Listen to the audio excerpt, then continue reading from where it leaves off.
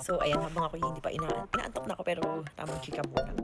Kasi wala talaga akong tulog kasi nagawa ni Nat sumiksik sa amin sa kama hindi naman kagaya ng ganitong kama sa bahay na king size. Ito kasi parang yung mas malaki pa sa king yung kama namin. So, si Nat na talaga sana yun na parang nakaganyan pa pag matutulog. Yung parang talagang malikot, ganun. Yun nga kahapon, nag-hotel kami dun sa Laguna. Tapos parang yung kama double size lang. Kasi ang liit. Yung asawa ko parang tuwid na humiga. Tapos ako din tuwid na tuwid. Tapos si Nat nakaunan sa akin magdamang ganun. Kasi tuwing gabi talaga sa akin natutulog yung si Nat. Ayun na nga. Sabi ko nga kahapon, Nat, doon ka muna kay nanay. Sabi ko nga ganun. Kasi nasa isang kwarto lang kami at ganun kasi mga kwarto sa Laguna. Parang wala mga hotel talaga. Parang mga ano ba tawag doon. So ayun nga. Wala. Parang bangenge. Sabi niya, ang cute naman ni Nat noon ginagaya niya si Mami Rosmar na mag-pray. Ayan, tuwing gabi kasi pinagpre-pray ko yan. In the name of the Father, of the Son, of the Holy Spirit. Amen. So, ganun. Ngayon, medyo sanay-sanay na siya. As in, gabi ko ko siya pinagdadasal. Pero alam niyo guys, may natawa lang ako. Kasi si Nathan, hindi talaga siya marunong mag-sign of the cross. As in, kasi ayaw ko ha. Kasi dati, tinuturuan ko siya mag-sign of the cross. Kasi, kasi siya dating daan. Di ba nga, para lang makasal kami, nagpa-convert siya to Catholic. So, di ko alam kung ine-eme niya ako na hindi siya marunong mag-sign of the cross kung wala bang ganun sa dating daan. Di ko kasi alam yung religion nila masyado. Pero maka-Diyos kasi sila. Di ko alam. Basta parang sila, devoted talaga ganun. So, ayun na nga. Hindi siya marunong mag-sign of the cross dati. Tapos parang baliktad na kamay. Di ba? Dapat ito yun. Ganun. Ako naman, lumaki kasi ako siyempre sa Catholic school. Sa Catholic school ako graduate. Kaya ako, madasalin talaga. Alam ko talaga yung mga dasal. Alam ko talaga yung mga ganun. Tapos kanina nga pala, may nag-comment dun sa aking video na parang madasalin ka, nagtitirik ka ng itim na kandila. Like, di ba purple yung tinirik ko kanina? Alam ko purple yun. Parang, saka hindi ko kasi alam mo dati, nung namimili lang ako ng kandila. Pero kung napapansin nyo, kahit magsimba kami dito sa Tagaytay o kaya dun sa yung video ko, lahat talaga ng kulay, tinitirik ko. Hindi ko na alam kung ano yung ibig sabihin. Like, dati kasi parang chinecheck ko, ito yung happiness, ito yung ganyan. Ngayon, hindi ko na para i-check. As in, ginagawa ko, dampot. Parang feeling ko kasi, pagka lahat yun, dinampot ko, mas matutupad yung wish ko. Parang ganun. And alam nyo guys, never ako nag-wish ng bad something sa kapwa. Kasi nga sabi ko nga sa inyo, malakas ako mag-manifest. Alam nyo, hindi naman sa pag meron yung mga gumawa sa akin ng masama, kusang nagaganon. So, ayan, konting story time. So, dati may bibili na akong property, tapos parang in-scam ako ng 250,000. Nagulat na lang ako, parang na-bypass ba yung tawag nun? Parang inatake sa puso, tapos na ganun. Tapos meron akong staff naman, nangutang sa akin ng 5K, kasi nga, parang babalik daw siya sa akin, parang mag-work ganun. Tapos parang, nabalitaan, sabi ko sa kanya, uy, masama yan, balik mo kasi hindi ka naman bumiyahe pabalik para mag-work sa akin. Kasi malayong lugar yun pang magbabarko pa siya. So, nangyari, nabalita ko, nagkabukol-bukol yung ulo, tapos na ganun. Tapos merong isa naman, may basher ako taga ibang bansa, nung nagsisimula pa lang ako mag-TikTok. Nagulat pina-NBI ko pa yun kasi gusto ko siyang kasuhan nun. Dahil nga binabash niya ako, nasa abroad, bawal pala. So, pwede mo lang kasuhan kapag ka umuwi na ng Pilipinas or kapag ka nasa Pilipinas. So, basically, hindi. So, hindi ko nakasuhan nun. Pero although may rin naman, pero hindi ko na pinush. Tapos nagulat ako, may nag-comment sa akin na, nabalitaan mo ba yung basher mong sa ganito, namatay na, tapos parang inaneurysm, ganun. So, ayun. Tapos may time pa dati na yung kapatid ko, sumali ng pageant.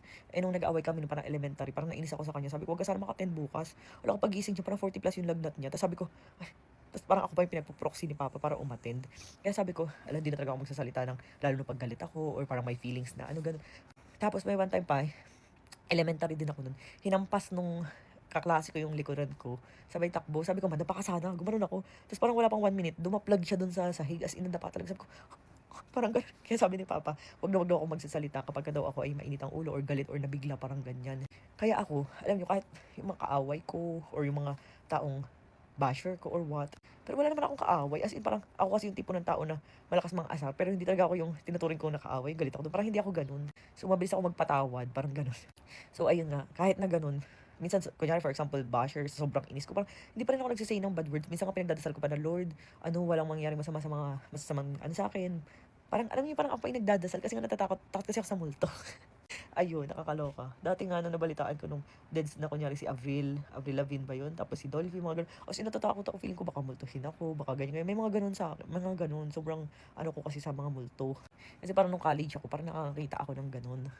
Parang dati yung parang nakatayo sa may pinto namin. So, white lady, may ganun, may kulay black. Basta parang ganun. So, alam niyo yung parang kapag totally nawalan ako ng pakialam dun sa isang tao, saka parang may nangyayari sa kanila na something ganun, nakakaloka. Basta marami pang mga ganyan. For example, meron tao dati na parang nangloloko sa akin. Tapos nalaman ko na lang na nagka-cancer, ganun.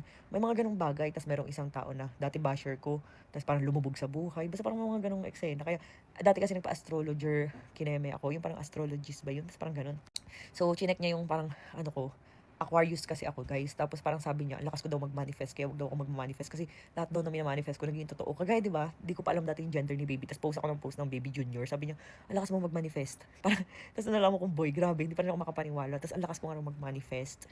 Ayun. Tapos yun nga, parang lahat daw ng mga evil eye na parang gumagawa sa akin ng masama, bumabalik sa kanila ng parang doble, triple, parang 10 times, parang ganyan. As in, mga nakakaloka. Ayun, basta parang nangyayari kasi pag mawalan na ako ng pakialam sa isang tao, for example, may masama siyang ginawa sa akin, pinatawad ko na, or hindi ko alam niloko pala ako ng tao na yun, sinaktan pala niya ako, tinrider niya ako, or what.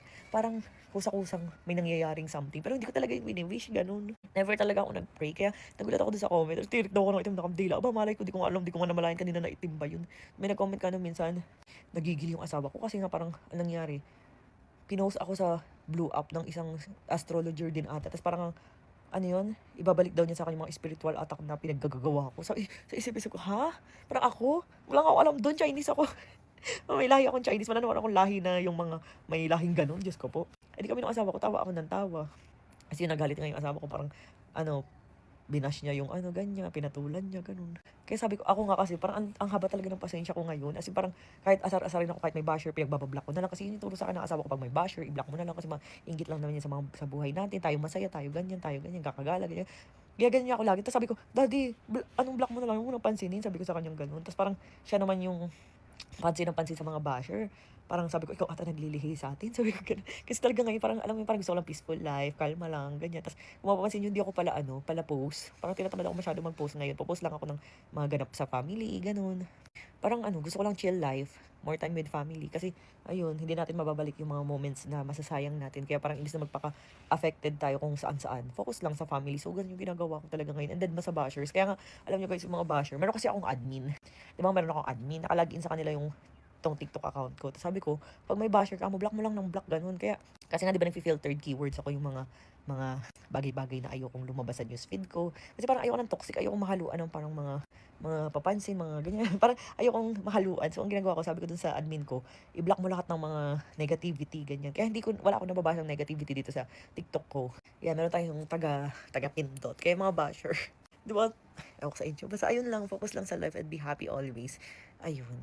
Basta di ko alam, ngayon buntis ako sa baby boy, parang hindi talaga ako natitrigger and parang lagi lang akong kalmado, ganun. Unlike dati sa mga baby girl ko. So, ayun, super excited na rin kami kay baby.